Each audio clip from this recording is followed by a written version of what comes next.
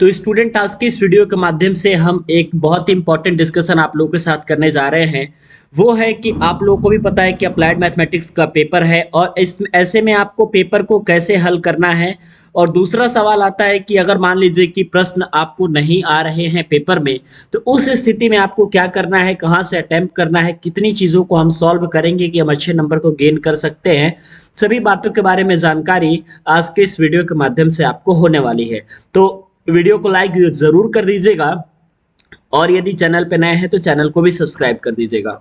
सबसे पहली बात मैं आपको बताता हूं कि आपको जो व्हाइट पेज मिलेगा, उस व्हाइट पेज पे बिल्कुल इस तरीके से जैसे हमने लाइनिंग खींची है वैसे ही आप लाइनिंग खींच दीजिएगा। लाइनिंग खींचने के बाद जैसे ही स्टूडेंट आप प्रश्न पढ़ेंगे, तो जो आपका पहला खंड होता है, मतलब कि आप यदि जाएंगे पहले प्रश्न पे, तो उसमें आपको देखना रहता है कि स्टूडेंट आपको कोई ना कोई 10 प्रश्नों को हल करना होता है ना। और आपके सामने वहां पर 1 into 10 लिखा रहता है। तो ये जो है, और इसके साथ ही साथ और भी अगर आप डीपली पेपर को देखेंगे तो आप लोगों को देखने को मिलेगा कि आपका जो दूसरा सेक्शन होता है स्टूडेंट, उसमें ये होता है कि आपको किसी 5 प्रश्नों को हल करना होता है और प्रत्येक प्रश्न के लिए आपको 2 नंबर मिलते हैं, है ना। इसके बाद का सेशन जितना होता है आपका, सब में आपका होता है स्टूडेंट 5 into 2, मतलब कि सिर्फ और सिर्फ आपको 2 ही प्रश्न हल करने होते हैं और उसके लिए आपको 10 नंबर मिलते हैं। यहाँ पे 5 प्रश्न हल करेंगे तो 10 नंबर मिलेगा, यहाँ पे आप 10 प्रश्न हल करेंगे तो 10 नंबर मिलेगा। इस तरीके से 5-5 नंबर के 2-2 प्रश्न आपको मिलते जाते हैं और उसके बाद आपको हल करना रहता है, ठीक है। तो सबसे पहली बात तो मैं आपको बताता हूं कि पेपर आपको हल कैसे करना है। अगर मान लीजिए कि मैक्सिमम क्वेश्चन आपको आ रहे हैं, तो अगर आपको स्टूडेंट मैक्सिमम क्वेश्चन आ रहे हैं तो इसमें इस तरीके का कोई ज़बरदस्ती नहीं होता कि आप जो है क्वेश्चन नंबर 1 से ही करेंगे या फिर आप क्वेश्चन नंबर 2 से करेंगे या सीरियल वाइज करेंगे, ऐसी बात नहीं है। सबसे पहले आपको देखना है कि किस खंड के समस्त प्रश्न आपको आ रहे हैं। आपको भी पता है कि प्रत्येक प्रश्न में एक प्रश्न की छूट रहती है, मतलब उसके जगह पे आप कुछ भी कर सकते हैं, है ना। कुछ भी कहने का मतलब कि उसमें से कोई भी एक प्रश्न आप हल कर सकते हैं। तो यहाँ पे आपको देखना है स्टूडेंट ये है कि किस खंड में हमको दोनों प्रश्न आ रहे हैं, मतलब 3 में से 2 प्रश्न हमको आ रहे हैं, 3 में से हमको 2 प्रश्न आ रहे हैं। फिर आपका जो आपका 6 क्वेश्चन दिया जाता है उसमें आपको 5 क्वेश्चन आ रहे हैं। तो आपको जिस खंड का पूरा कॉन्फिडेंस है आपको कि वो क्वेश्चन आपका गलत नहीं हो सकता, वहां से आपको स्टार्ट करनी है, चाहे आपकी नंबरिंग कुछ भी हो, है ना।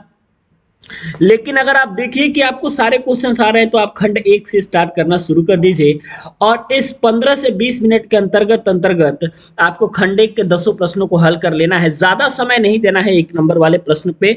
बस 1 नंबर वाले प्रश्न पे आपको फोकस ये करना है कि आपका नंबर कटे नहीं, ठीक है। 1 नंबर वाले प्रश्न में आपका अंक नहीं कटना चाहिए, नंबर नहीं कटना चाहिए, आंसर सही आना चाहिए, तो आपको नंबर मिल जाएगा। बाकी जो आपको डीपली लगाना है, वो सारे सॉल्यूशंस जो आपको डीपली करने हैं, अच्छे तरीके से करने हैं, वो आपको 5-5 नंबर वाले क्वेश्चन में वो सारी कला आपको दिखानी है। तो अगर आपको सारे प्रश्न आते हैं तो बिना कुछ कट पिट किए हुए सिंगल हैंड में आप लोग को पूरा कंप्लीट पेपर लिख के आ जाना है। तब जाकर के 50 में आप लोगों के 45 प्लस आने की संभावना रहती है। लेकिन दूसरा बात ये भी रहता है स्टूडेंट की प्रश्न अगर आपको नहीं आ रहे हैं, इस स्थिति में क्या करते हैं, कभी कभी स्टूडेंट ये होता है कि आपके जो प्रश्न हैं कुछ इतने ज़्यादा टफ बना दिया जाता है कि काफ़ी सारे स्टूडेंट जो है प्रश्नों को हल नहीं कर पाते हैं।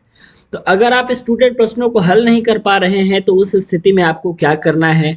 सबसे पहली बात तो ये जानना है आपको कि चाहे आपके प्रश्न आ रहे हैं या प्रश्न नहीं आ रहे हैं, कोई भी प्रश्न छूटना नहीं चाहिए। यहाँ पे मैं साफ तौर पे लिख देता हूँ, छूटना नहीं चाहिए एक भी प्रश्न, मतलब कि प्रश्न का क्रमांक आपको एटलीस्ट उसमें जरूर दे देना है और उस प्रश्न में क्या क्या चीजें दी गई हैं एटलीस्ट ये सारी बातें जो है स्टूडेंट्स को पता रहती हैं, ठीक है।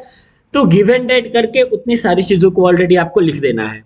ये मैं ऐसे कम से कम उपाय बता रहा हूं जो कि आपको प्रश्न नहीं आने की स्थिति में करना है। अन्यथा अगर आपको प्रश्न आ रहा है तो इस स्थिति में आपको जो पूरा कंप्लीट सॉल्व करना है। अगर नहीं आता है स्टूडेंट, तो पहला काम ये करना है कि आपको ऐसा करना है कि प्रश्न जो है आपके छूटने बिल्कुल नहीं चाहिए। दूसरी बात यह है कि उसमें 1 या 2 स्टेप आपको लेकर के हर प्रश्न में आपको जाना ही है और कोई प्रश्न छोड़ना नहीं है, सिंगल हैंड में रहना चाहिए, ज़्यादा कटपिट नहीं रहनी चाहिए। तो ऐसे चांसेस रहते हैं कि जिस साल आपका पेपर कठिन बनाया जाता है उस साल बहुत कड़ाई के साथ कॉपी चेक नहीं होती। ऐसा होता है कि स्टूडेंट अगर कुछ ना कुछ लिखा हुआ है तो उसको 17 नंबर, 18 नंबर, 19 नंबर दे करके पास कर दिया जाता है। तो ये दो टेक्निक्स जो है आपको आनी चाहिए। प्रश्न चाहे आप कहीं से हल करें, आगे से हल करें, खंड 1 से हल करें या खंड 5 से हल करें, सॉल्यूशन सही होना चाहिए आपका और हैंडराइटिंग में भी आपकी सुधार होनी चाहिए। इतनी चीज़ें यदि आपने की हैं तो 100% आपकी मैथमेटिक्स का पेपर बहुत अच्छा जाएगा। तो वीडियो देखने के लिए और हमारे साथ बने रहने के लिए बहुत बहुत धन्यवाद।